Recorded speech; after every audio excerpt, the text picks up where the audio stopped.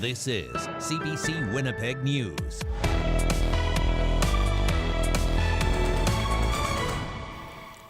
Good evening. Thank you for joining us. Winnipeg police are investigating after a pride flag was stolen from out front of Riverbend Community School in the Seven Oaks School Division. It was taken sometime over the weekend, just days after a collection of books went missing from inside the school.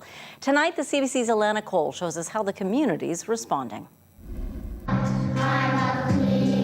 Music teacher Alex Pustogorodsky wants every student to feel safe. It's why she's concerned about two incidents at the kindergarten to grade 5 school. First, a stack of books went missing from a classroom. Then a pride flag was taken over the weekend. We work really hard at our school to make sure that the kids who need to know that they belong and are safe and who, regardless of how they express their identity, we make a big effort to make sure that they feel that. And so we felt really protective for them, and we also feel a little protective for ourselves. She's not alone. So the famous line in here is that you didn't come from my body, you came from my heart. Amanda Karpinski is a teacher at Riverbend Community School. This book was written by her wife when their daughter was born. A copy of it is one of the books that went missing from her classroom last week. She says the books covered LGBTQ and indigenous themes. They're more than just literature. They're really powerful tools that promote inclusivity and really make spaces affirming for kids and families. Somebody would have had to have been up here on a ladder. Like they would have to have chiseled out a brick. Principal Ross Meacham says when the flag went missing, an anonymous note was left on the window. It said, you may have noticed that your pride flag is gone. It said that you shouldn't be teaching that at school. It said it's not wholesome. It said something like people can be gay on their own time. You know, like it was really offensive. It was full of hate. His response: hang another flag Monday morning. Police are investigating what happened to the one outside. Meacham's upset, but how the school responded gives him hope. Students colored pride flags and posted them around the school. Teachers had meaningful conversations. It didn't stop kids from showing up and taking care of each other. Kids were curious, they were upset. You know, adults were like kind of furious and wanted to get, on it right away, but it just led to a whole lot of taking care of each other. The school says it plans to replace the flag. They also want to put up a camera. Alana Cole, CBC News, Winnipeg. The leader of the People's Party of Canada was in a Winnipeg courtroom today. Maxime Bernier faced charges of violating Manitoba's public health rules in 2021. CBC's Bartley Kivas shows us how he fared. Maxime Bernier entered the law courts today to resolve charges stemming from a tour of Manitoba during the third wave of COVID-19. Bernier traveled here on June 11, 2021, when ICUs in this province were overwhelmed with COVID patients and public gatherings weren't allowed. Bernier spoke first in Niverville, where he was ticketed for breaking public health rules. He went on to St. Pierre-Joly, where he was arrested, handcuffed, and placed in jail for 12 hours. The Crown eventually stayed 2 charges for failing to isolate after entering Manitoba. Bernier admitted to violating 2 other prescriptions against public gatherings. His lawyer characterized this as a victory. We started out with a number of charges, and 50% of those charges were dropped or stays of proceedings were entered. The Bernier case was supposed to be a 3-day trial. It was reduced to half a day after Bernier and the Crown agreed on the facts. I accept the responsibility of being there and doing an event in a park. I accept that. That's why I agree with the agreement of facts and to save money for the Crown and not they don't have to prove that. All there was left to settle today was a sentence. The Crown wanted $3,300 in fines to serve as a deterrent. Bernier wanted a reprimand, arguing circumstances during the pandemic were unusual.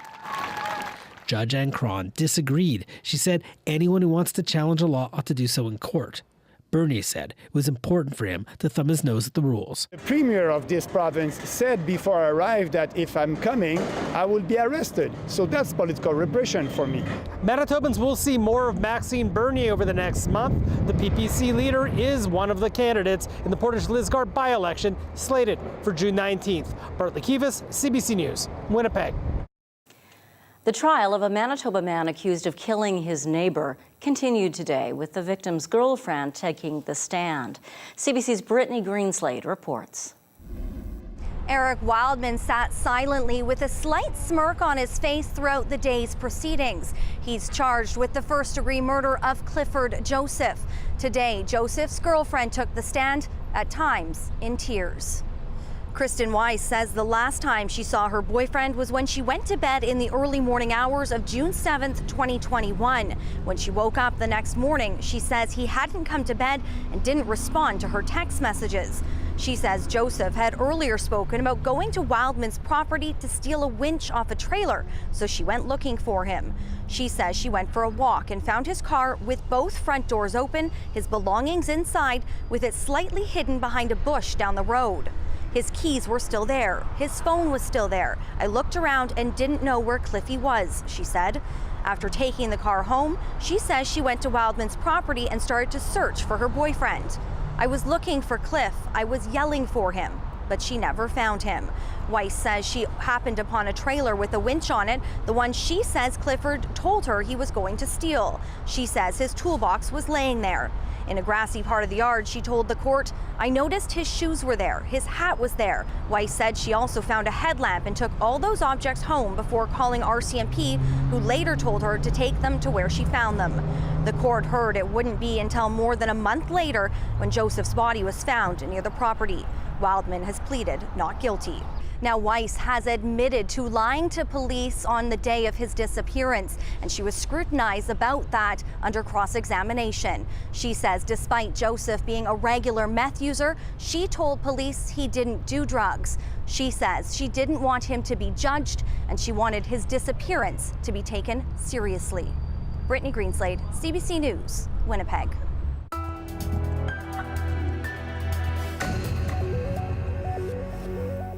The province is promising a review of Indigenous-themed art on display in its minister's office. As the I-Team's Caroline Bargout explains, a sculpture in the Premier's office has drawn criticism of cultural appropriation. The sculpture is a small porcelain piece called Blackfeet Beaverhead Medicine Man. It was created by Helen Granger Young in 1969. Granger Young is non-Indigenous, and her depiction of a medicine man is believed to be based on research, not personal experience. Often you'll find that you have to get permissions to tell stories within Indigenous communities. So when you have non-Indigenous artists appropriating these stories for their own gain, that's something else that brings up many issues. The sculpture has been in the Manitoba Premier's office for decades. It's here in the corner in 1988, back when PC Premier Gary Filmon was in office. You can also see it in this 2009 photo when outgoing NDP Premier Gary Dewar was handing over the reins to NDP Greg Salinger.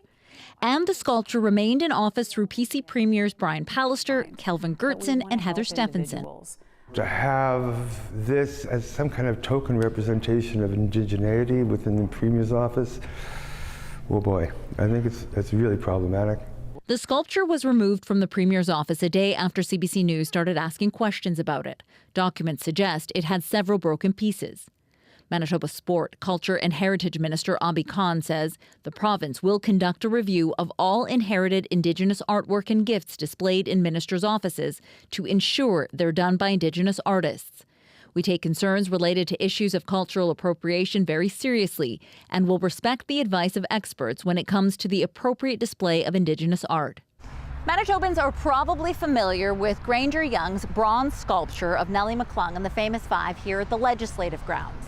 Her work has been long admired by this province and even gifted to the royal family when they came to visit Manitoba.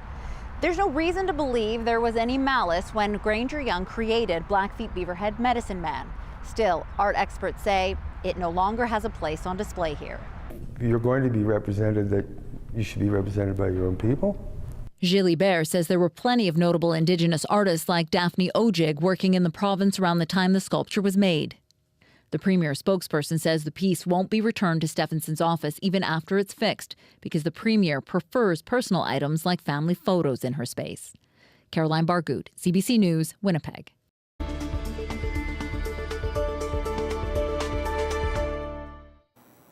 Healthcare took center stage at the Manitoba legislature again today as a widow pleaded for a meeting with the health minister. The CBC's Ian Fraze joins us now live from our newsroom. Ian, she was clearly upset with the healthcare system. What brought her to the legislature today? Yeah, Susan Roberts says her husband Wayne died from preventable medical errors. Invited to the legislature today by the Liberals, Susan says she's not going away until she gets a meeting with the health minister. It happened last summer. Her husband had nerve damage from diabetes and home care would come every day to wrap his legs. That's when Susan noticed something was off. Kept telling them something is wrong, look at the color, please check his feet. I let them do their thing and they didn't catch the sore. By the time he got to the hospital, he was looking at an amputation, which as soon as he heard that diagnosis, he said, I am giving up, I can't do this anymore. She then couldn't see her husband because he was put into a COVID ward. He was also suffering from pneumonia and eventually died. Susan says she was told months ago she'd get a meeting with the health minister to share her thoughts, but that hasn't happened yet. Such a sad story, Ian.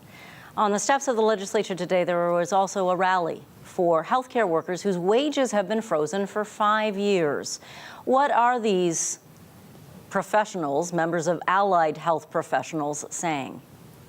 Enough is enough. They've gone 5 years without a new contract. Some of their members include physiotherapists, pharmacists, and lab specialists. Today they held a rally. More than 150 staff and their supporters were there. One of the speakers was Shailene Goretsky. As a sonographer, she determines if someone's cancer has spread or if they have a blood clot that could go into their lungs. Despite our critical role, we are largely ignored. We often hear about nurses and doctors, but being in allied health, we feel like we're the forgotten frontline, and we have been left behind. Mediation is ongoing between the union and their employer, Shared Health. The rally comes on the heels of members last month voting 99% in favor of a strike, if it gets to that. Janet. Thanks so much for this, Ian. The CBC's Ian Fraze reporting live tonight. The Manitoba Wildfire Service says there are about a dozen fires burning in our province right now. Water bombers and crews on the ground are fighting one of them, north of Norway House. But at this moment, no Manitoba communities are under an evacuation order. That is not the case in Alberta, where the list of mandatory evacuation orders keeps growing. Emily Fitzpatrick is on the ground in Valley View, a community northwest of Edmonton. Yesterday, the residents that live here got an evacuation notice. They had to pack up their belongings, valuables, and pets and head out of town immediately to Whitecourt, Alberta. 2 fires have been burning out of control for days outside of the town, but they joined together to form a giant fire that burned through all of the fire guards. That and high winds were enough for officials to make the call to evacuate the town. Today, it's a little cooler here, but the winds are still quite high. We just drove through Valley View, and the town is very quiet, and now RCMP vehicles block off the entrances to city center. Dozens of firefighters and planes with water bombers have been attacking this fire, hoping to get it under control. Crews also spent the night building more fire guards in hopes of protecting this northern Alberta town. Emily Fitzpatrick, CBC News, near Valley View.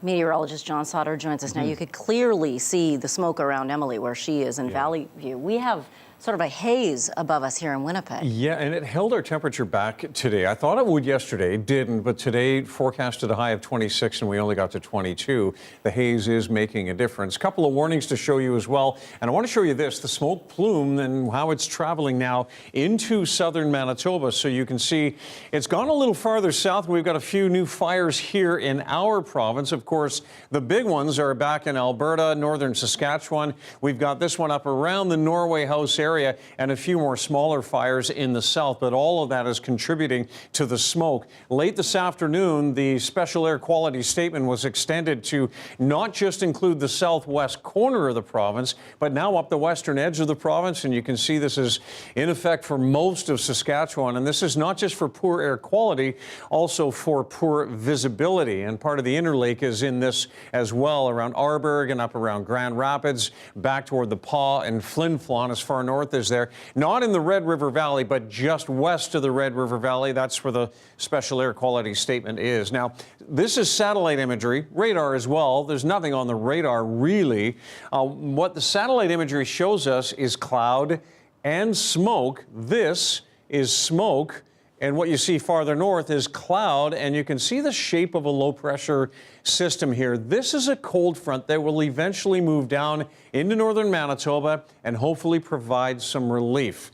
Automatic indicator at the airport shoots a beam up in the sky and it hits the haze and it shows cloud cover, but really it's not really cloud cover over the south. It's a smoky haze, and we only got to 22 today, northeast winds at 13. Now, that cold front I was talking about, it's attached to this low pressure system. By the time we get to Wednesday morning, it's providing some rain in areas like Norway House and Thompson. As a matter of fact, 5 to 10 millimeters in Thompson tonight, and a cooling temperature that should at least help. In the morning, it'll be down through the Interlake and out into the Dauphin, Brandon areas, and then early afternoon moving through the Red River Valley. We've got a good soaking rain out to the southeast of the Winnipeg area in the afternoon, and then that continues to move away. The low moves south, and we get more of a wraparound shower event on Thursday. In behind that system, this high pressure will start to clear things out.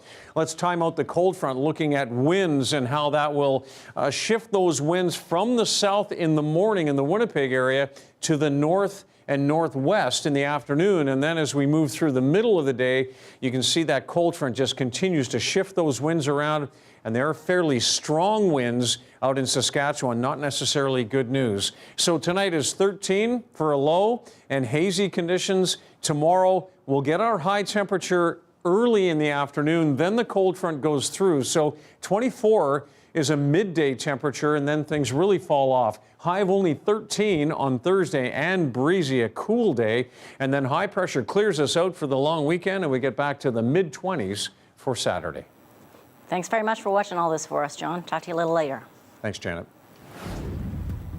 If you are traveling with WestJet or Swoop this week, your plans might be up in the air. How the threat of a pilot strike could cause mayhem for long weekend travel. Coming up, what you need to know. That story after the break.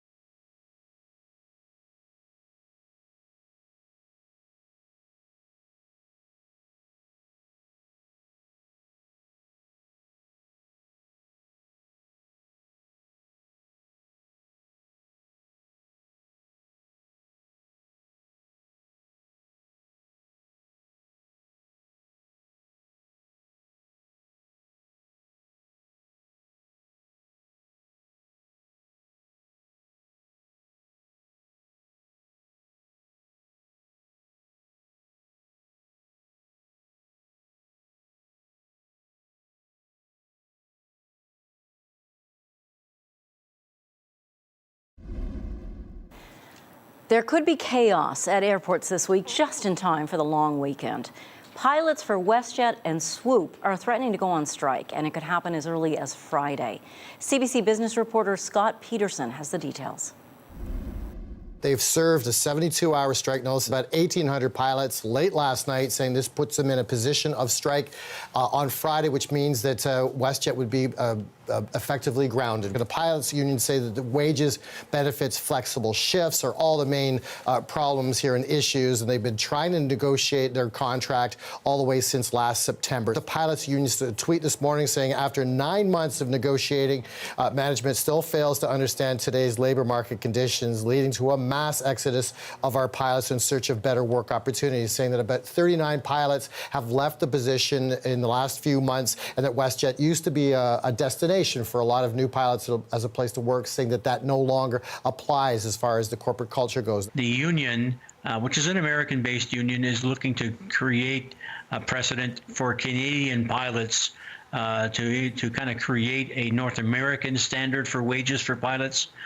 Traditionally, that has not been the case. On the other side of the equation, WestJet management, with the WestJet CEO saying that we regret the union has served a strike notice. Our offer would have made our valued WestJet pilots by far the best paid in Canada. As the union maintains unreasonable expectations, we see no alternative than to lock them out as of Friday. And WestJet continues saying that if there's anybody displaced by this, they will be refunded. They'll get their money back. I think WestJet's got responsibility to basically communicate with their passengers that have travel booked as of Friday.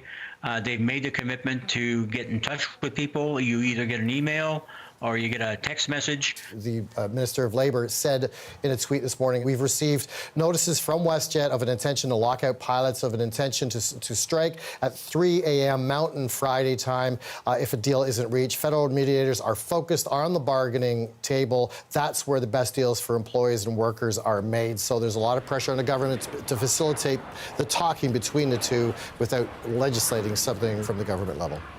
Scott Peterson, CBC News, Toronto. Statistics Canada's latest report on inflation confirms what you may have noticed. Prices of many consumer goods just keep going up. Nisha Patel has more. For many Canadians, housing is the biggest monthly expense. Everything going up, we have to be prepared to the rent will go up too. Prices for rent and groceries. Yeah, that's so high. And in April, those expenses rose even higher. Mortgage interest costs jumped 28%. Rent climbed 6%, driving an unexpected rise in Canada's inflation rate. Honestly, rent has been an issue, especially in the non-rent controlled buildings. The rent situation, it's the cheapest we can find in the city. It's not the best, but it's not like we can afford to move at the moment. It's an unfortunate byproduct of interest rate hikes. But the Bank of Canada says a necessary one to slow spending and cool the economy. And that may take some time. Despite the higher cost of living, economists say demand is still high. Canadians also went through a period where they were saving a lot of their money during the pandemic. So we're getting that revenge spending as people go back to restaurants and travel. There has been progress in the fight against inflation. Gas prices are lower than the highs of a year ago. Grocery bills are not rising as fast as before. From its peak of 8.1% last June, the overall inflation rate has been cut in half, though there's still work to be done. To get the rest of the way to 2% is a tougher road to hoe, and it'll probably entail a rising unemployment rate, a slowing economy. Earlier this month, the central bank governor stressed that further interest rate hikes aren't off the table. If we start to see signs that inflation is likely to get stuck materially above our 2% target, we are prepared to raise rates further. So for Canadians feeling squeezed by high prices and high interest rates, there may be more pain to come. Nisha Patel, CBC News, Toronto. The federal government has introduced proposed changes to reform Canada's bail system. Federal Justice Minister David Lametti says the bill will crack down on repeat violent offenders and offenses, involving firearms. The changes come after ongoing calls for tougher laws from the provinces, local police, and opposition parties. David Thurton reports. Fed up with the crime on their streets, residents in this city held a rally calling for change. In Nanaimo, we've had shootings, murders, axe attacks. They believe much of the crime is being committed by repeat offenders out on bail. A person should not be out on bail if they have a history of violence. Lametti is proposing new amendments to the criminal code. If it passes, repeat offenders committing violent weapons offenses will need to prove why they should get bail. Courts can consider an accused's history and community safety before being released ahead of trial. And it could be harder to get bail for some firearms offenses. You are innocent until proven guilty. This is a critically important part of our legal system. But what we're doing for certain violent offenses is changing the default position. Today's bill follows several high-profile incidents. 11 lives were lost in September in James Smith Cree First Nation. All were allegedly stabbed by a suspect with a violent criminal history. Then, this OPP constable was shot and killed in December. The accused was out on bail. Premiers and Conservatives call for criminal code changes. I think the public is very concerned about repeat violent offenders. But Conservatives say the amendments don't go far enough. They want Liberals to repeal all their criminal justice reforms. Major overhaul is needed in the catch and release policies that Trudeau and Minister Lametti brought forward in the last number of years. This will not fix that problem. But there are worries public and political pressure is driving the government's crime agenda. It's important for us to separate hysteria from facts, and public policy has to be developed on facts, evidence. Police associations which call for these changes welcome them, saying that Canada must have a balanced approach to preventing crime, but also holding those accountable who commit it. David Thornton, CBC News, Ottawa. European leaders spent the day talking about how to hold Russia accountable for its invasion of Ukraine. They're talking about a way to calculate the financial costs Moscow would have to pay for compensation and rebuilding. The talks got underway just hours after Ukraine's capital was the target of a heavy Russian attack. Abby Kovasin has more on that.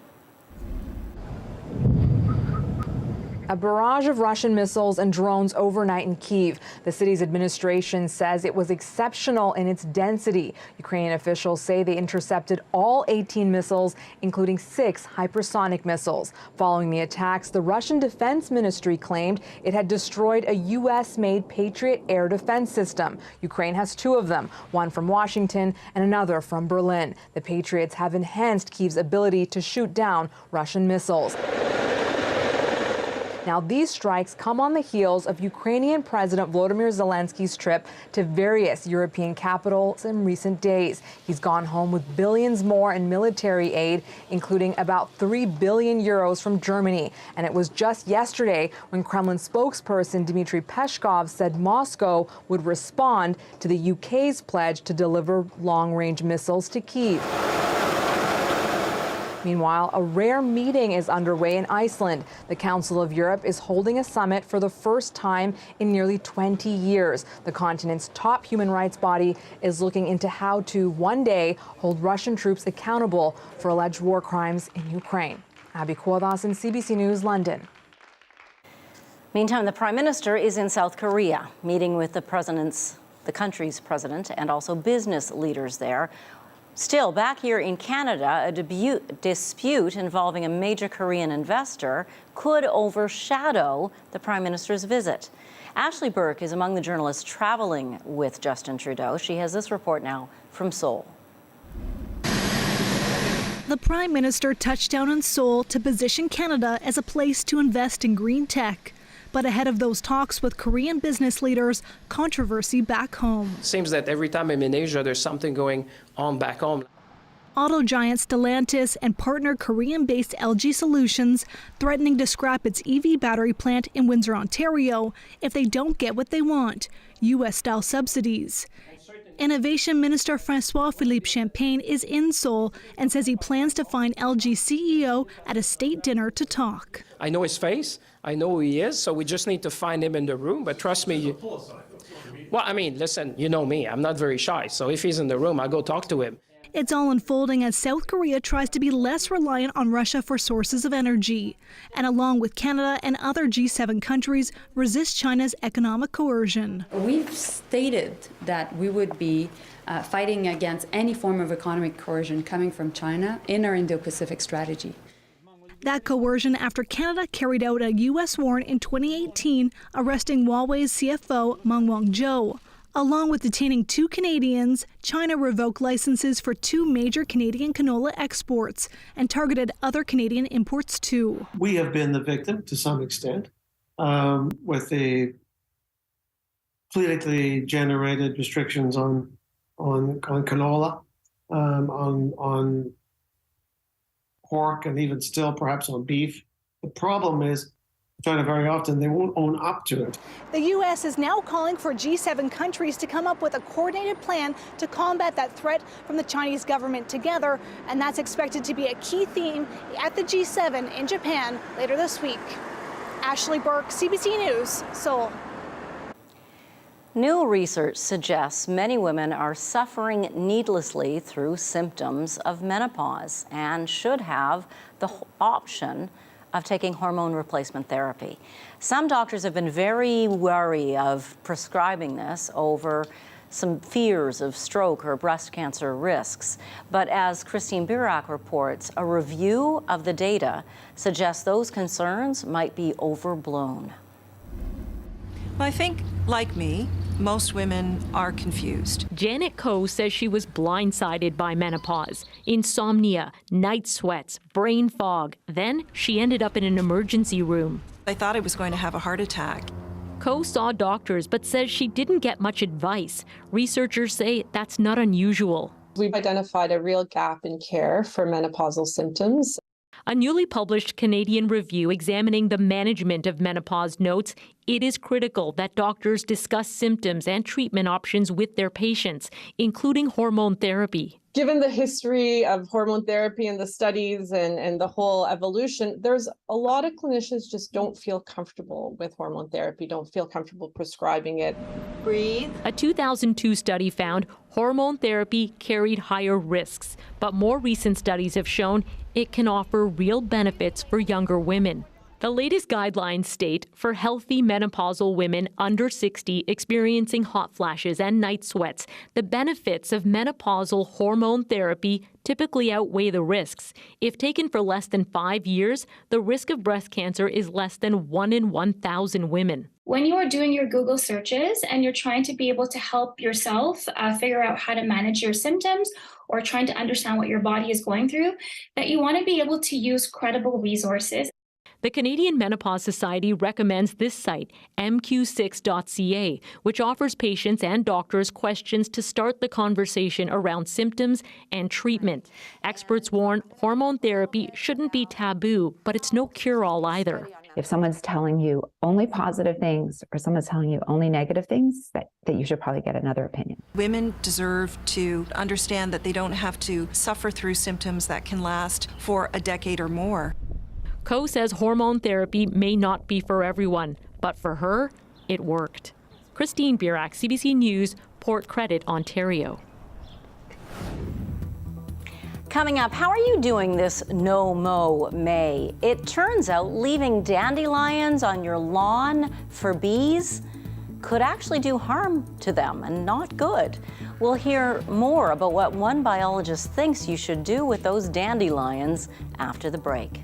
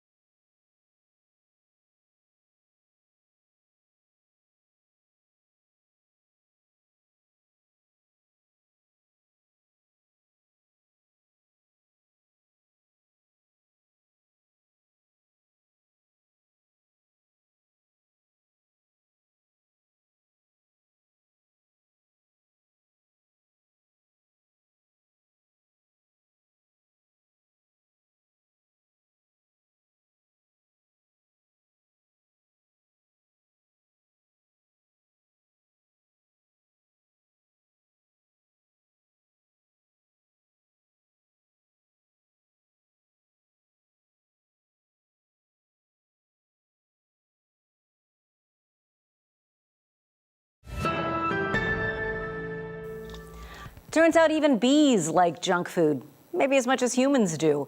And now biologists are asking us not to leave dandelions in our lawns because it's wasted nutrition that bees should not be eating. Laura Meter has more. Of course, their leaves are quite indented like that. Kate McQuarrie says the best use for dandelions might be for humans, harvesting the leaves for salads or cooking. But when it comes to the value of the pollen, she says these flowers are like junk food for bees. If you're leaving them for the bees, you're not really helping, and in fact, may be doing more harm than good. She says they're not as nutritious as other native wildflowers and hopes people rethink no mow May and leaving lots of dandelions. So no mow May started in Europe, and dandelions are native there. And I really think the message was intended to be let native wildflowers grow, and that's a fantastic message. But in North America, it's kind of been twisted to let dandelions grow, and that's not really what we'd like to encourage. This time of year, plants like willows and alders are better for bees. McQuarrie says people should do what they can to encourage native shrubs and trees and just let even a little part of their lawn go wild. As for people, McQuarrie says dandelion leaves are high in vitamins and iron, even better than kale or spinach. She says the younger leaves are less bitter and they taste better before the plant blooms. I also think a lot of people think they don't like them because they may have just tried them raw from older plants, and they really are bitter and not very good that way. But younger leaves or cooked older leaves, that's where you want to go. I kind of like to cook them with bacon because everything's better with bacon. She hopes people will leave a few if they want to eat them, but don't leave lawns filled with them. Because remember that junk food analogy? Bees can't resist them. If there's lots of dandelions around, they'll pick those rather than the healthier pollen that's better for them. Kind of like us, right? We'll go to the junk food or dip into the bag of chips before eating the celery sometimes, even though it's better for us. She hopes to see fewer dandelions on lawns and maybe more in kitchens, and that people will start looking at the idea of no mow May differently. Laura Meter, CBC News, Hazel Grove.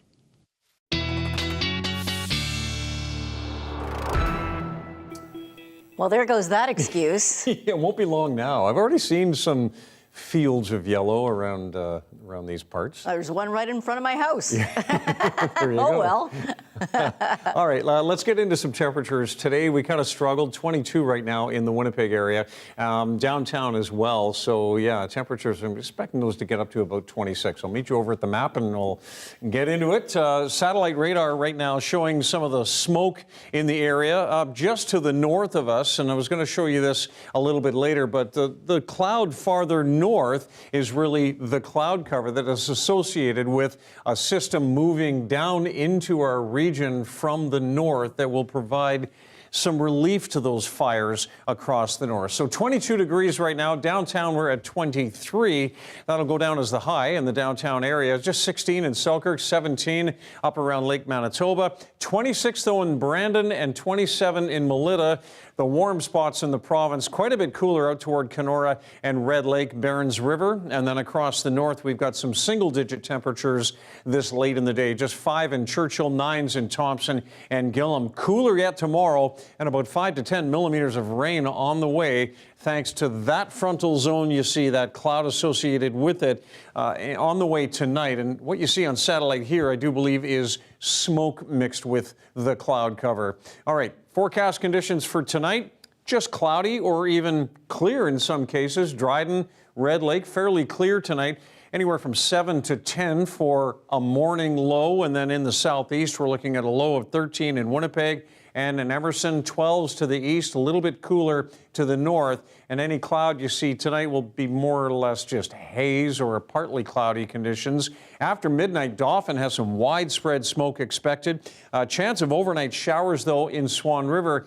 And as we go north, that cold front starts to move through. So we've got showers in the west, 5 to 10 millimeters of rain for Lynn Lake and for Thompson, and a low of 3. Now, around Lynn Lake, some of this could be mixed with some snow, also out toward Gillam with a low of 1, rain or snow tonight, and rain or snow again tomorrow. But periods of rain in Thompson, high of 6, showers hazy in Norway House, the Paw, and Flin Flon, and another 5 to 10 millimeters around the Lynn Lake area. In Churchill, you'll see clearing in the morning and an afternoon high of 4 degrees.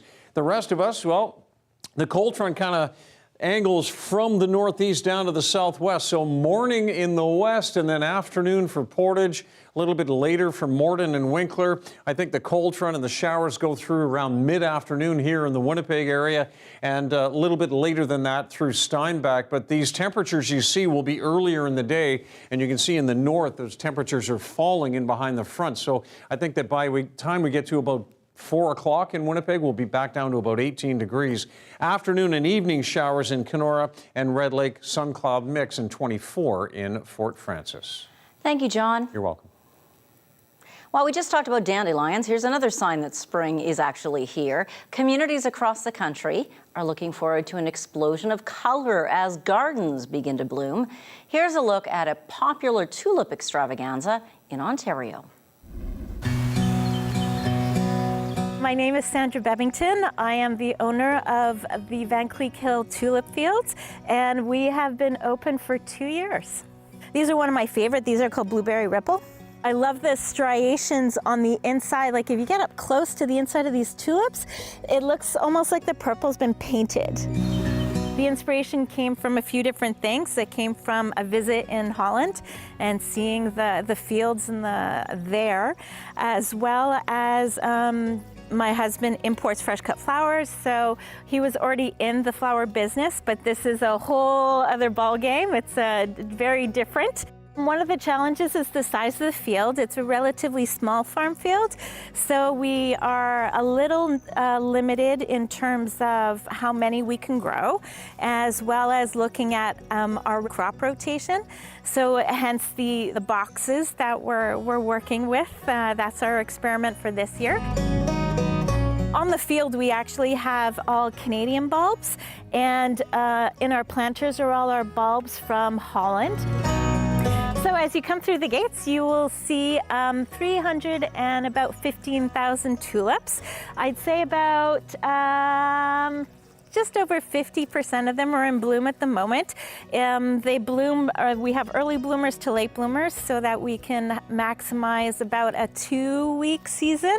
There's also a patio for you to enjoy some drinks and or some local pastries and ice cream if you'd like, and just enjoy the view and the happiness that just comes with being outside in this beautiful weather and seeing all this color. Looks lovely.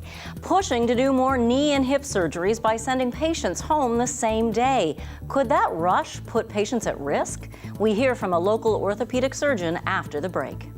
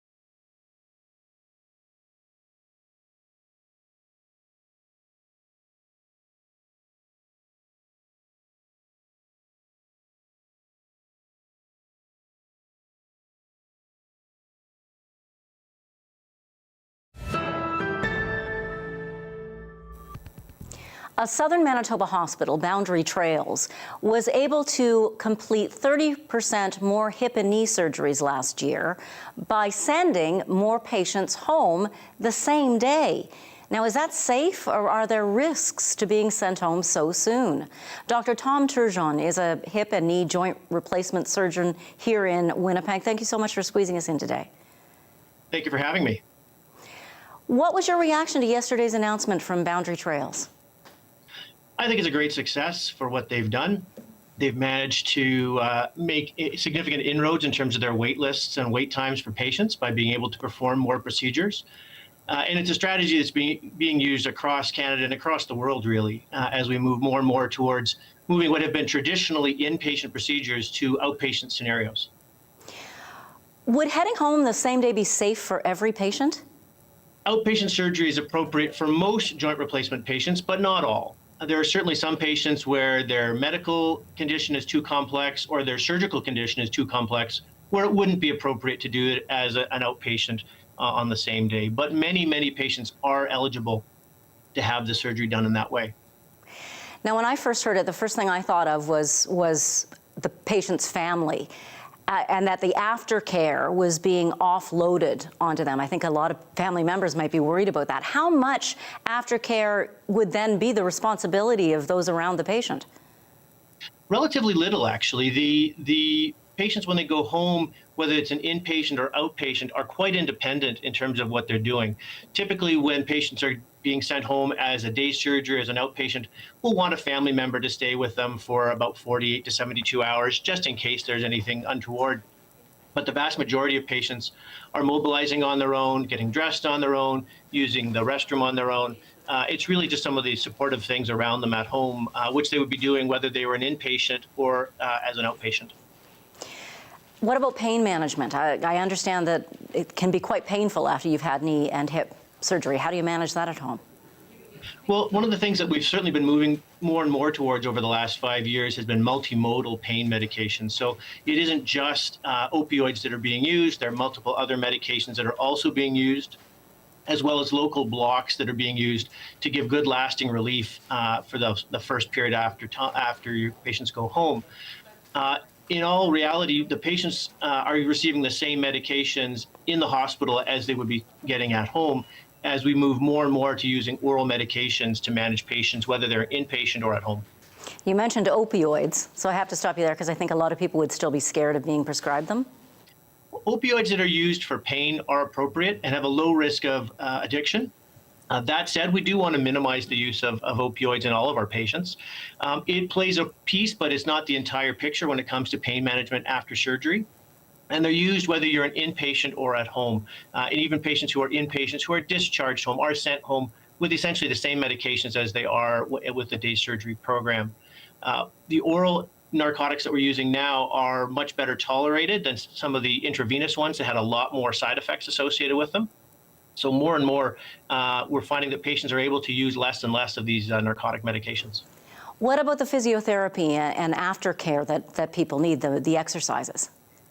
So with the outpatient program, the patients are taught that in advance. So rather than doing the teaching after you've had your surgery while you're on pain medication and having to go through that process, they're actually taught their exercises in advance so that they're able to go through and do them on their own at home. And really, we're looking at potentially even roll out some of that education in advance for our inpatient patients as well. You say that there are other places in Canada, other places around the world that are doing this same sort of thing, sending people home the same day. How does it impact patient recovery overall? Overall, patients actually have been doing very well. There have been multiple studies published over the last 5 years that suggest that the patients are doing at least as well, if not better, in the day surgery group. Now, part of that may come down to the fact that those patients are selected. They don't have the complex cases, surgical issues, but they're doing at least as well. And anecdotally, I've had multiple patients who have had an inpatient procedure and then a subsequent outpatient procedure and vastly preferred the outpatient experience. How do you think this could change things, the landscape of joint surgery in Canada going forward? I think one of the key things is it helps us to decouple the in-hospital workload and open up hospital beds to be able to do other procedures. And it really wasn't that long ago, 30 years ago, where patients would lie in bed for 2 weeks following a total joint replacement and then start to mobilize. And that's not what happens today.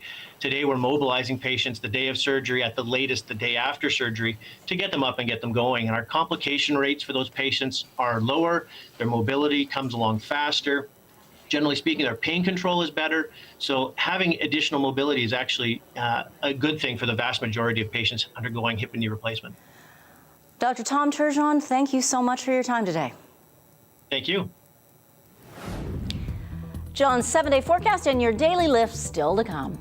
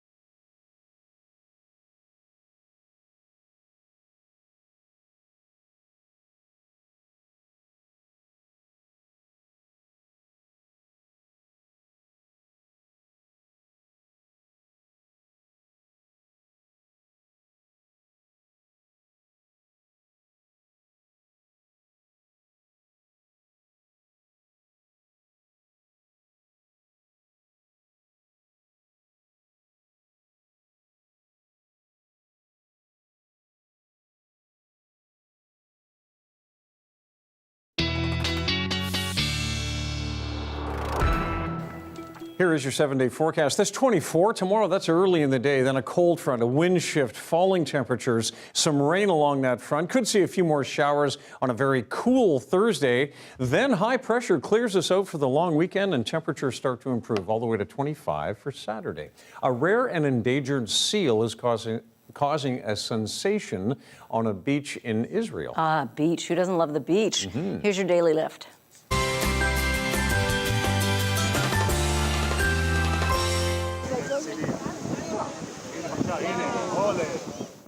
This is a Mediterranean monk seal shedding her winter coat. Sometimes the animals go on the cooler beaches in Greece and Turkey, so it's unusual to see this in Israel, and that's delighting the locals who are keeping their distance. Biologists believe there are only 500 of these monk seals in the world, making them among the rarest marine mammals. And she just looks sleepy to me. She's like, I just want to sleep here. I'm very, very tired. Would you people just leave me alone so I can sleep and get rid of this winter coat of mine? They sure move along a lot better in the water than out of the water. Yes, yes, they do. So do I, actually. Have a great evening. Good night.